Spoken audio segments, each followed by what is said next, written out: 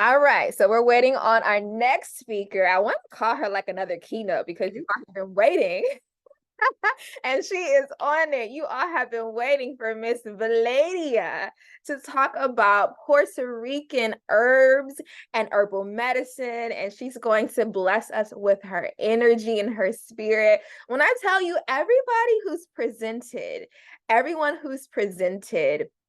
I'm loving the spirit and the vibes of all these human beings. Someone is mentioning about the panelists. I have changed it, but it won't allow me to, they're separate meetings. So I have to change the settings for each meetings, and it won't allow me to, it won't take effect until after the meeting is over. I have to close out and start the meeting again. So those of you who are helping me out in the chat with Zoom, I appreciate y'all. But let me get back to introducing this amazing human being.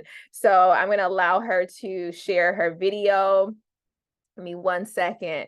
But Miss Veladya, again, her spirit and everything about her is amazing. I had the first opportunity a few days ago to converse with this mama on Instagram Live, and I just love the vibes. I've been following her YouTube channel for years, and she is very transparent with her life, transparent with her family, and transparent with everything. She free flows through life, and she is such a vibe. She is such a vibe and an amazing, beautiful medicine woman, and is out here doing it and pregnant and making it look fabulous. Okay. Yes, mama. So without further ado, I would like to introduce Miss Veladya Organica, and she's going to talk to us about Puerto Rican herbs. You have the floor. All right. Hola, everyone. Hello. Hopefully you can hear me. Boricua. Yes, I see it in the chat. Boricuas. Welcome to my little chunk here in the amazing BIPOC Herbalism Conference. I'm so grateful to you, Avril, and to everyone who has allowed this to happen. Thankful to my man for taking my toddler out of the house so I could speak to you all easily and effortlessly today. All right, let me go ahead and pin myself. There we go, so I can see. That way, y'all can see what we got going on here today. Gotta make this go down a little bit. Okay, so I am so grateful today to be speaking to you and representing my blood, Boricua, the island that was indigenously called Borinquen, that is now called Puerto Rico. It is in the Caribbean. Many of you may have been. It is not a very expensive place to visit. You may have heard about it in the news. You may know about it because it is considered a territory of the United States. Ridiculous. Just like Hawaii is a territory of the United States.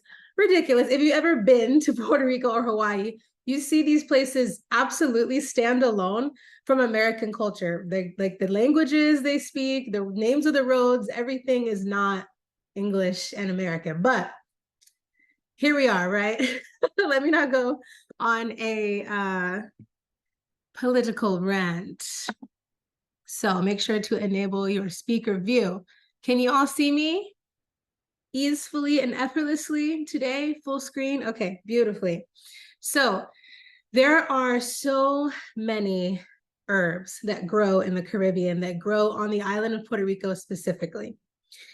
I today wanted to teach you about a very special compound that is very potent, strong, and healing, using a plant that you can get in maybe in your garden, in your potted plants that you take care of in your home already, or you can definitely get it from most grocery stores somewhere in your area, because some of the herbs that grow in the island, you might not be able to get yerba buena, ruda, stuff like that. I don't know if you'll be able to access it. So we're going to be working with the queen, aloe, okay? Because it is one of the most used herbs there for healing, but also very accessible to us here in the States and probably to other places that you live as well. So this is going to be my little teaching of what I call an aloe compound. There might be different names for it. My abuela used to just call it her jungle juice. I don't know what she meant by that, but really because it was so healing for like all different types of things. If you were having digestion issues, if you were having cough, cold, I had a cousin who has asthma, and this would like knock it out of the park. My titi would be going to the ER all the time for his asthma all the time, and this really made a huge difference in his lungs. And most mucilage herbs will be so great for dryness and for asthma and cough. So what I mean by that is your herbs that have the mucus. Look at that. Delicious, right? When our bodies have a issue with dryness, it's going to create mucus to save itself. Mucus is irritating to all of us, but mucus is there for lubrication. And that's why the body, when we have allergies, it's going to mucus. It's trying to coat all of those membranes to prevent an outside pest, an outside pollutant or whatever it may be from absorbing in the mucous membranes and causing a deeper issue. So when we help the body out by giving it herbs like uva ursi, slippery elm, marshmallow root is one of my favorites to do a cold infusion with.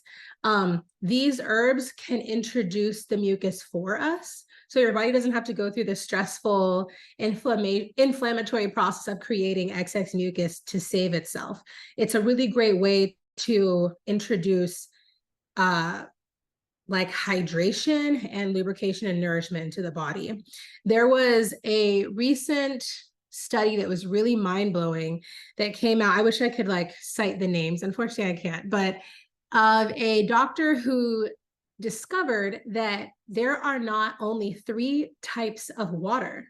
You know, when you're in, I don't know, elementary school, middle school, you learn about the 3 versions of water: liquid, solid, and air, steam. You know, solid would be ice, liquid is water that we all know, and then the steam in that version. But we also have a 4th way that water can exist, and it is the way that it exists mostly in our bodies, and that is a gel. We actually are not made up of like all 70% water. It's like a gel substance that coats our cells. And when you look at a human cell under a microscope, it's actually coated in this gel-like substance. And that is how we can tell how hydrated a human being is how vibrant that gel is around the cell. And that gel is so important because that gel pulls in the electrons that are essentially our gas. You know, the cell is the motor. We pull in, we are electric beings, absolutely. And we pull in electrons through that gel into the mitochondria so that we have energy, so that every food that we eat, fruits, vegetables, meat, anything, we convert it into those electrons for the energy. It's all energy, right? So we want to keep our cells hydrated, and drinking a lot of water actually isn't the best way to do it because water can really like deplete your minerals because it's just like water. It's like fruits and animal fats and herbs, mucousy herbs like this that really the cell actually prefers to just like a gallon of empty minerally depleted water. So that's a whole another rant. I could go on for an hour long talking about water and hydration, but I'm going to teach you today how to make this aloe compound, or in the words of Abuela, jungle juice. Okay. When you look up, before we do it, I also want to talk about when you are learning about herbs. If you want to know about an herb, my preferred way to learn about an herb, especially something I've not really heard about, or maybe an herb I'm working with a lot and I want to know even more about it, is not to go to Google and just look it up. It's to, well, yeah, Google is helpful, but I'm saying it's to go look up a monograph of that herb. So a monograph is going to be like a scientific explanation of the properties of the plant constituents within that herb, so that you're not just getting like an Instagram meme that's like, aloe's good for your lungs and good for your skin. Yes, we know that, but let's go even deeper to understand the properties of that herb. So an aloe monograph is going to tell you that this is a downward draining herb. Very easy to understand. That means it is a herb that's going to help release It's going to drain. That's why it's so great for coughs and colds. And so that's another reason why I thought it'd be great to teach it, to tell you all about this now, because many of us are changing seasons right now. We're moving into the colder part of the year, and our bodies end up having dryness, end up having all sorts of issues with mucus balance, inflammation. The diets start to change because it's getting colder. We might not be eating so much vibrant, hydrating foods as we used to be. And so we need that support. And the downward draining can be really nice, whether you're dealing with fall allergies or you're dealing with any sort of infections and stuff. It's also, the monograph is also going to tell you that it's a purgative, however you like to pronounce it. That means it's going to be helping your body release, same way downward draining. So that can be different systems of the body, really. If you've taken aloe before, or like drank an aloe drink and you realize you had to run to the toilet, that was the way it decided to purge your body, because it does work pretty actively on the digestive system, which can be helpful to some of us who are having issues releasing, or maybe you ate something that's not working out for you and you really need to just get it out. Aloe can be helpful for you in that way. And also a purgative with the upper respiratory system as well. And also with the sacral and root chakra for women, with the uterus and everything. And that's something I'm going to talk about really quickly when I get to contraindications. But staying on the monograph thing, oh, look, Prima put a link for you all in the chat. Herbal monograph of aloe barbadensis. There it is, aloe indica, which is the type of aloe we're working with today.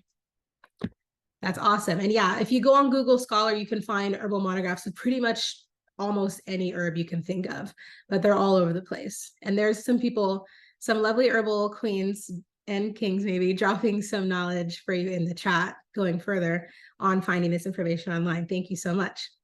So another thing that you will learn about aloe with traditional Chinese medicine, which is one of my favorite ways to learn about herbs and health in general, I'm a big health nerd, is traditional Chinese medicine and Ayurveda, but we're going to talk about TCM, because traditional Chinese medicine and Ayurveda are actually two of the oldest forms of medicine in the world.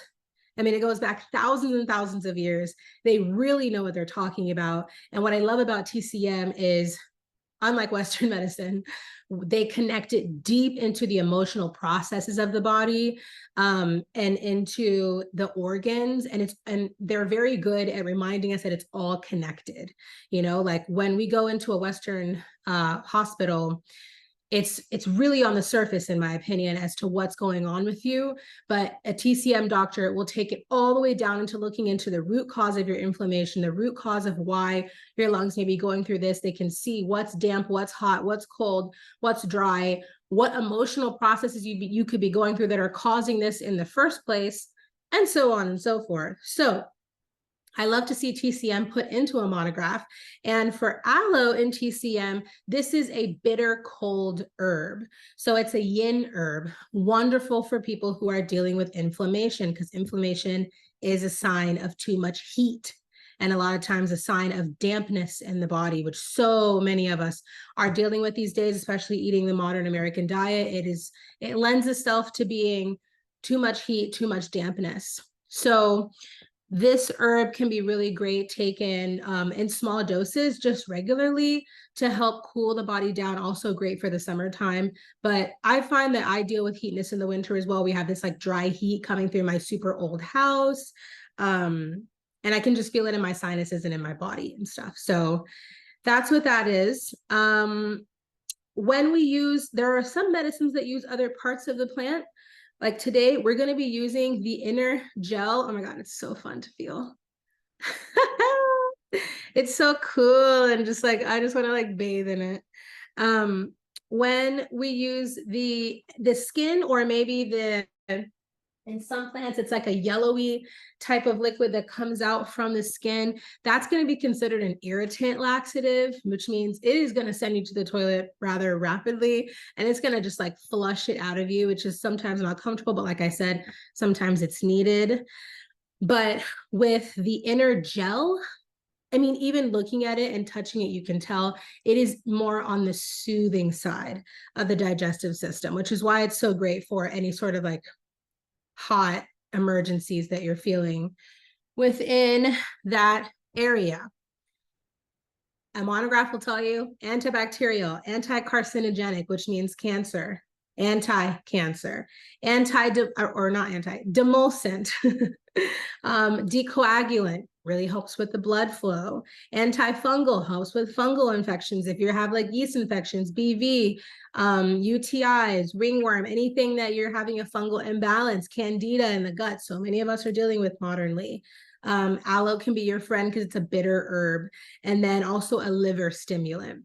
Before we get started, the last thing I wanted to say in my little pre-rant is the contraindications. The only type of people I would say maybe shouldn't use this, or maybe shouldn't use aloe in a concentrated form. I'm a folk herbalist, okay? I'm not a clinical herbalist. I don't have a lot of like scientific training that is going to point you away from using herbs. You know, many of you who have been pregnant out there or breastfeeding out there and you have minimal herbal knowledge, you might have Googled something. Like I just did a podcast interview the other day, and a woman was asking, the woman who was the host was saying that when she was pregnant, she Googled, can she drink chamomile tea? And Google said no, which is just absolutely so ridiculous.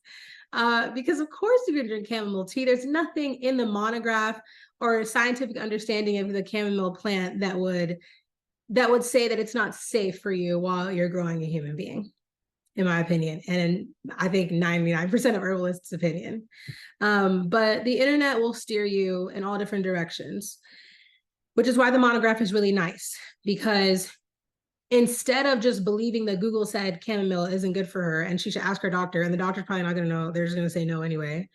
You can go look up a monograph. Exactly. Lisa said chamomile is so gentle. It's one of the most gentle herbs out there. It's ridiculous. You can look up on Google Scholar and get to your monograph of chamomile and see nothing here says that it causes bleeding, it causes uterine contractions, it causes, you know, like there's any toxic properties to chamomile, and you can make an informed decision for yourself.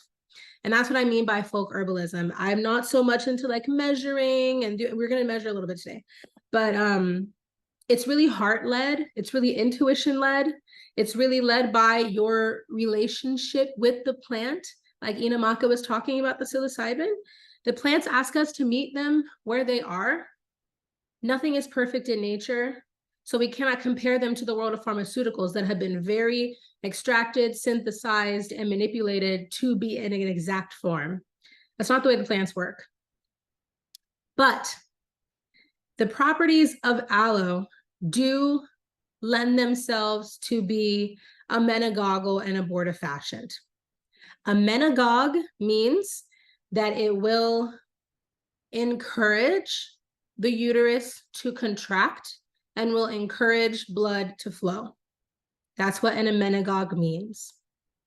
An abortifacient, you can hear it, abort, which means to release, let go.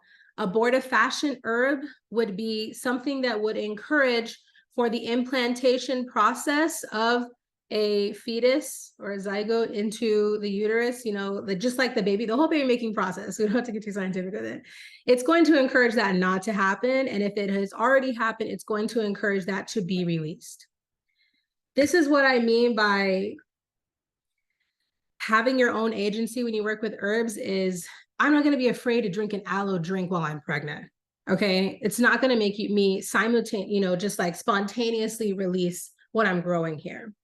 But if if I had a really concentrated preparation of aloe, I probably wouldn't be taking it every day. I still don't think, especially at 23 weeks, it would encourage me to release what I'm growing. The body is incredibly intelligent. There are women all over the world who are having pregnancies in war-torn environments with drug addictions, with so much happening, and their bodies still know how to create a human regardless, because we have the intelligent placenta, that's a whole other rant. But in order to give ourselves the ideal, more easeful environment to make this happen, we might want to stay away from really concentrated preparations of aloe. this that we're making today, I really do not think if I was sick right now and I needed it, I could definitely take what I'm going to show you after we make it, a spoonful of it, and be completely fine. But if that woman looked up chamomile, like I was speaking about, and she saw the word abortifacient and emmenagogue, especially in early pregnancy, that's really when it's a bigger problem. In early pregnancy, when things are really delicate, you know, all the way up until 12 weeks or so, 12 to 14 weeks, then maybe if she feels it in her heart and mind to stay away from a teacup of chamomile, like maybe not an infusion or a tincture, but you know, then maybe that might be something that you can make your own decision on. Again, I have helped many, many, many women with herbal abortions. And in order to tell your intelligent body to release what it knows how to do, you have to take a lot of abortifacient and emmenagogue herbs to release. Any of you out there who have ever done, I keep seeing this question, what is TCM? Traditional Chinese medicine. Anybody out there who's ever released a pregnancy with herbs or assisted someone, you know you have to take a very large amount of these abortifacient herbs to tell the body to do the opposite of what it wants to do, which is why I'm so big on taking whatever herbs you freaking want to when you're pregnant, because the body's very intelligent and consistently. Exactly. It's a really deep, deep process, and a lot of times doesn't work because the body is strong. It's like, I don't know what you're trying to do over here, but I'm trying to make this baby. And it will do everything it can to protect what it knows and what it wants to do. So let's get into the medicine making portion, because I could just talk for hours and I can't use all my time. Okay. So I'm gonna move this down a little bit so you can see what I'm doing. I already cut one, so that, let me move this chat out of my way so I can see what I got going on. There we go. Okay, boom, boom, boom, boom. Qatar says, I drank castor oil for 3 days trying to start labor and nothing. See, I mean, the body, she's gonna fight, okay? She's gonna fight. She's trying to make that darn baby for you. So it is a cup of chamomile tea or a little bit of this aloe is not going to make you have a baby. Relax. Google, the doctors, they don't know what they're talking about. Okay, I've already done a little bit of this because I didn't want to take up too much of your time with this, but you're going to take your aloe leaf. Let's move these out of here so you can see the beginning process. You got your aloe. You can also use another type of aloe that you have. Like I have this right here. Don't make fun of how she looks now. She's a little stressed out. But the leaves are still working, okay? She's just in a weird part of the house, and so she had to really fight for the sun. So you might have this more in your house than you have this giant thing. This you would get from a store. If you're making this, I encourage you to get this, the big one.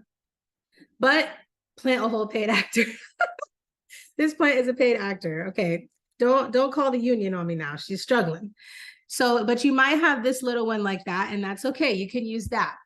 But you want to get a quart-sized jar like this so that you can fill up about 1/3 of the jar, and it's going to be easier with a big one. So I'm going to cut off this skinny part that doesn't really have that much gel in it.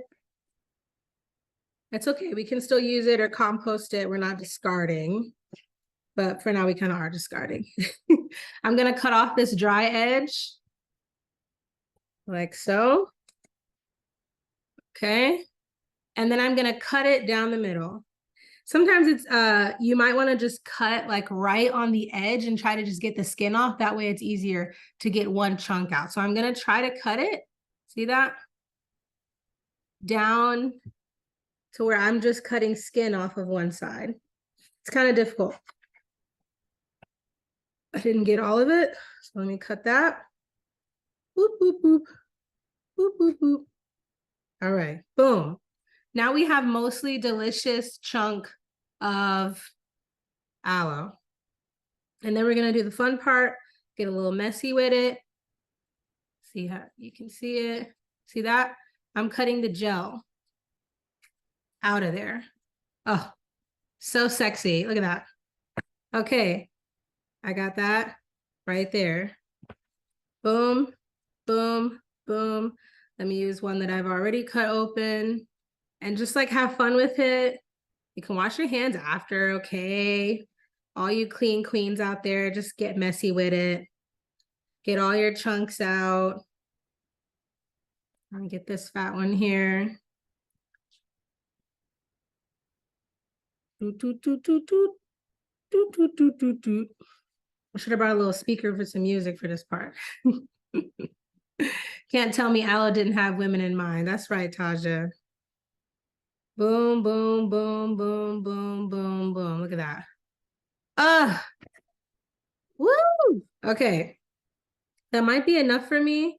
Let's see. We're going to take this. We're not going to just plop it in the jar this big. Looks so refreshing. I know, JG. It's so fun. And then we are going to cut it into cubes. So I just split it, cut, cut, cut. Now I've got these fun little cubes. Minister Angelique says, I don't waste nothing. Slithered on my face, my hair. That's right. Y'all better believe when we get off this call, I'm about to have an aloe bath. So yeah, you have these nice cubes. Drop it into our jar. Bloop. Don't worry about the germs. We're going to preserve this with alcohol at the end. So it doesn't matter what little bit of germs I have on my hands, okay? We folk herbalists. Dr. Latoya says, please forgive me. What is she making? I am just logging on. That is okay. I bet there's a few others that want to be refreshed. We're making a special aloe compound that my abuela used to call her jungle juice. Victoria said, jungle juice? Girl, jungle juice. You're making jungle juice. This is wonderful for the lungs and giving the body some lubrication, asthma, colds, coughs, but also digestion, giving the body a little cooling. All right, yeah, we definitely have enough. That's going to be good. I'm putting these little cubes of the aloe into my cup. And this last little slither, boom. Okay, so I definitely have more aloe. I'm going to be lathering this on myself later in my private quarters. Y'all don't worry about none of that. Let's get rid of this so we can move on to the next part. Ooh. Okay, rinse my hands. Ooh, and it's so hard to rinse it all off because it's so mucusy. It fights against that empty water. That's why we love it for the body. Okay. Get yourself ready for the next step. The next step, so really the recipe calls for about 1/3 of the jar. We got a little bit more, but that's okay. Folk herbalism, we're not worried about perfection, okay? My abuela was definitely not worried about perfection, but this was healing, along with a lot of the other abuelas in the area, in the village, okay? We got our aloe here. We are then going to add about 1/2 cup of spices, roughly. The spices that we want to use are your star anise. I don't have the star anise that looks like the little stars. It's hard to find in my area. Even at the Borinquen store near me, they didn't have the star anise. So I wasn't going to order it because I have an allspice blend, an organic allspice blend that has anise in it. It actually has all of the herbs we're going to use in it. So I could get away with just using this allspice blend, which is the cloves, the star anise, the cinnamon, and the nutmeg. We actually don't need to use nutmeg, but you could use an allspice blend. Try to get it organic. Try to get the ones that don't have the scary additives in them, like citric acid or anti-caking agents, to try to keep the spice from sticking together. That is really not the best. Not the best. We want to just stick to the herbs, okay? Because this is supposed to be medicine we're making here, not anti-medicine. So I'm going to put a little bit of the allspice. I'm not measuring. I actually did pull out my 1/2 cup thing, but it's too late. We're going to do the cloves. I'm going to take this top off. I'm going to put a bunch of cloves in here. Like so. Kirsten says I could find fresh anise star at the Asian market. That's a good idea. I didn't even think about that. I do have an Asian market in my area. I just, go with the flow. Go with the flow. What was the first herb Dom said? So we have aloe in here. We have this was just an allspice powder because I don't have anise. Anise is really the first one. Whole star anise. Then cloves. Organic cloves. Whole cloves. Then cinnamon sticks, la canela. We're going to use the whole stick, preferably, instead of the ground. Like I used my, my powdered anise, but really, since we're using alcohol, and alcohol is naturally going to just break things down anyway, and because we're going to be taking like a spoon of this, in order to not to have it so gritty, we prefer to use the whole dried herb. That's why we prefer to have the whole star anise, the whole cinnamon stick, and the whole cloves. It's just easier. Someone says, are you using cassia or Ceylon? This is Saigon cinnamon. Ugh. I actually prefer Ceylon, but I couldn't find any Ceylon sticks, so we got Saigon. Mmm. Ball. Delicious. Sticking it in. One more, maybe two more. We want it to be really cinnamony. Boom. Boom. I'm going to use another one. Boom. I'm going to use them all. Boom. That's the fun part about folk herbalism, okay? Forget your measurements. Have fun with it. Because this is alchemy. You know how they say when you're cooking, don't cook when you're angry. It's energy manipulation and creation you're doing here. We don't want you to be mad when you're making some food for somebody. Don't be mad when you're making some medicine for your family. Just have fun with it. It doesn't have to be that serious. We're then going to put honey. This is honey from right up the road from me. I just got it. So cool. You want to try to put like almost a whole cup of honey into the mixture. Okay. And then the fun part.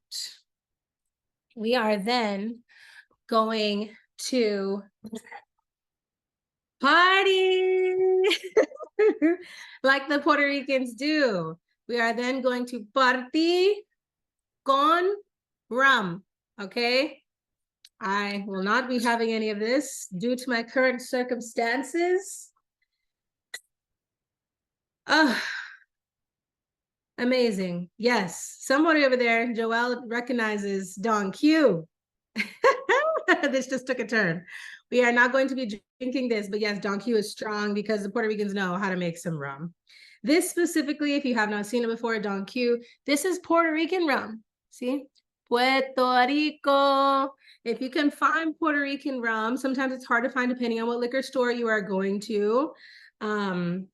But I encourage you to try to find the Puerto Rican rum. It'll say it on the bottle. Most rums are going to be your Cuban rums or your Jamaican rums. Cuban and Jamaican rums are made from sugarcane, usually.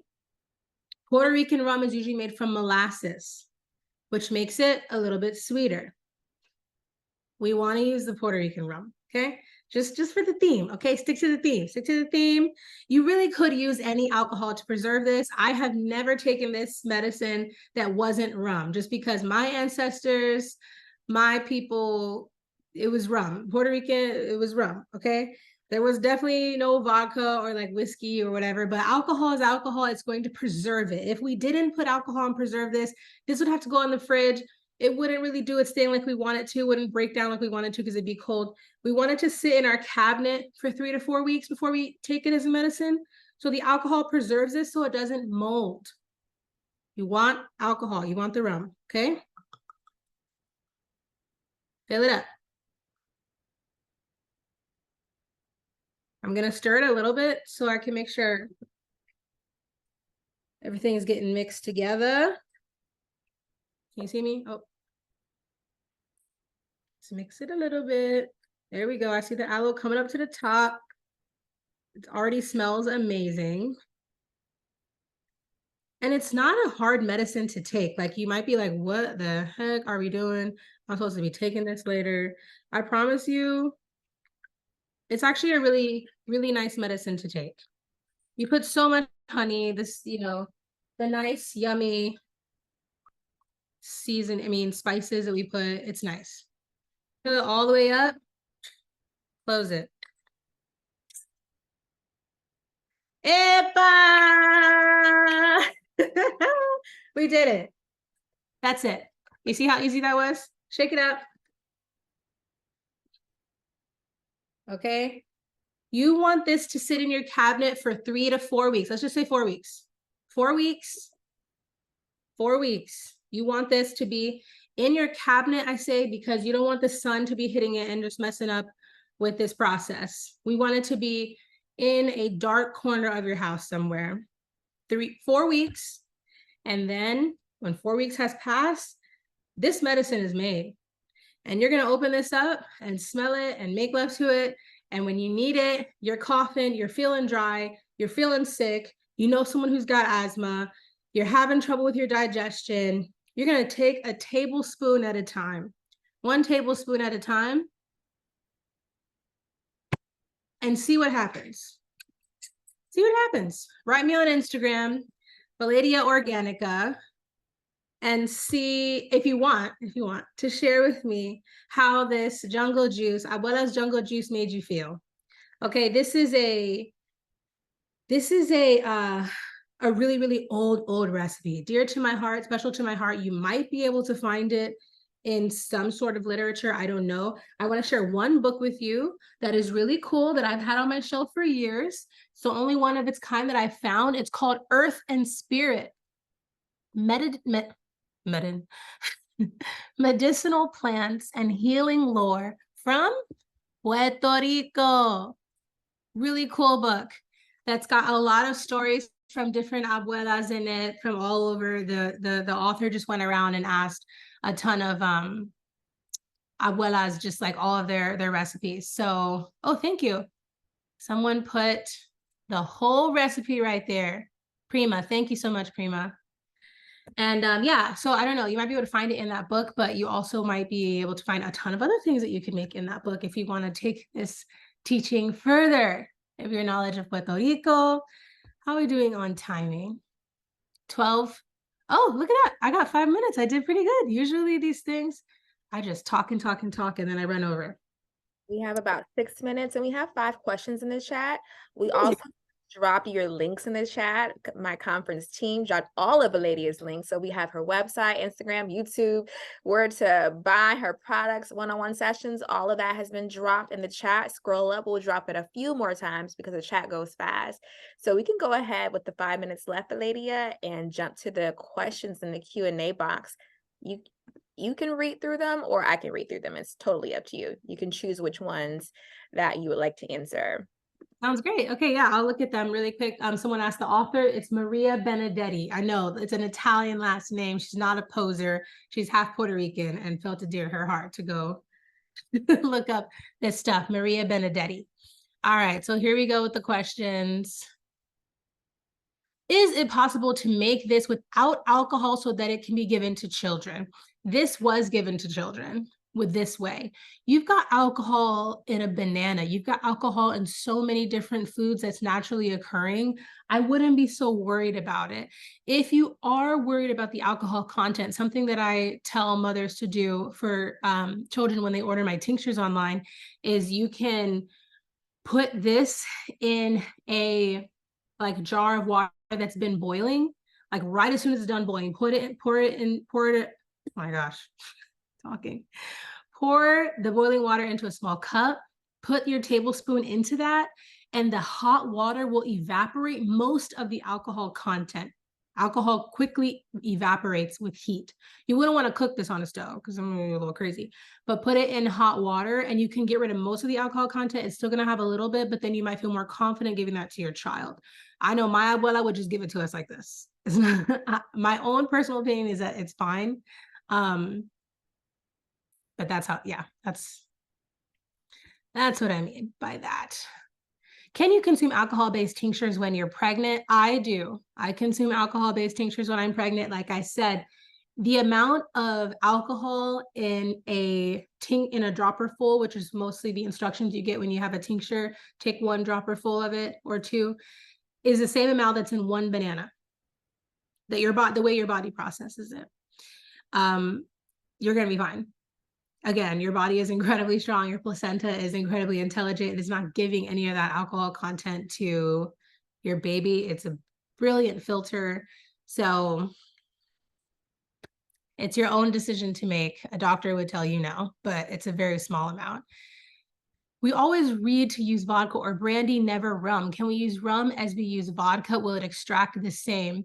Maybe you are learning more about tinctures because vodka or brandy has a higher alcohol content than rum does. So for preservation or really like extracting plant constituents, vodka is like my preferred way. All my medicines made in my shop are used with vodka, and then my flower essences are used with cherry brandy. But this specific it's rum. It's rum because it's sweeter, it's smoother. We're using it when the body's going through a delicate time. We're using kind of a lot with like a tablespoon at a time. So, and also because we're not putting fresh or dried herbs in this to like pull from, like when we're making a tincture. It's just a different herbal process, really. We're just using the rum really here to preserve. We're not using it to really pull anything out.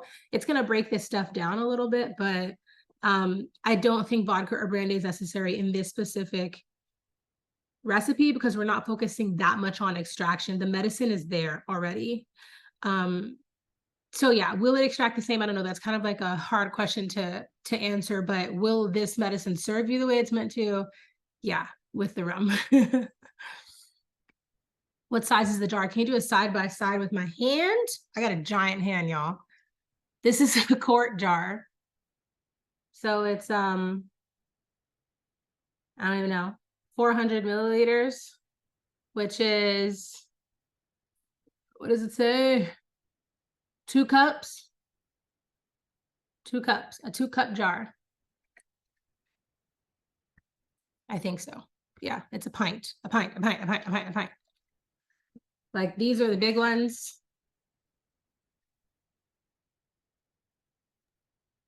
All right, we have time for one more quick question before we bring on our next speaker. One more quick question. Okay, this one's the most common I'm seeing everywhere. How long can you take this medicine for? And also, what's the shelf life of it? The shelf life, I would honestly, my abuela would keep it on the shelf for years. Years. Like alcohol, tinctures, things that are preserved with alcohol can really stay on a shelf in a dark place, not exposed to the sun for years. So let's say 2 to 5 years. You're going to be able to tell if you open it and it smells funky, it's not, you don't want to take it. But if it still smells like the spice and the alcohol, you're fine. Do you strain it or leave the spices in? Leave it. Leave it. Okay. I hope I got to most of the questions. You can take it for as long as you need, tablespoon at a time until you feel better. It's not going to harm you. Unless you start to feel like you're pooping too much or something because the aloe's working on you, then maybe take a break. You are smart. Trust your body. Thank you so much, all of you. Reach out to me personally if you want using the links. Thank you, Avril. Thank you so much, Veladya. We shared the links in the chat, but the chat goes so fast. Don't worry, y'all. We're sharing it after the conference via emails to make sure you're plugged in and tapped into all of the speakers. And let me tell you, Veladya, when you was adding that clove, I'm like, when I take that, that's gonna open me right up. Like I smelt it over here. I'm like, that's about a fourth a cup of cloves. Oh, that's gonna be powerful. Yes, powerful. Very powerful. Thank you so much for sharing this recipe that was passed down from your abuela to you. That's what we're talking about at this conference. We're sharing things that, again, you're not getting from the books. This is from our culture, from our family, our knowledge that we grew up with. So I value you. We appreciate you for sharing your medicine from your culture. Again, make sure to tap in with Veladya. We'll drop the links in the chat one more time, but y'all just make sure to catch it once we drop it. Conference team should be on that shortly. We appreciate, look at conference team on it. Look at conference team. We appreciate you. Thank you.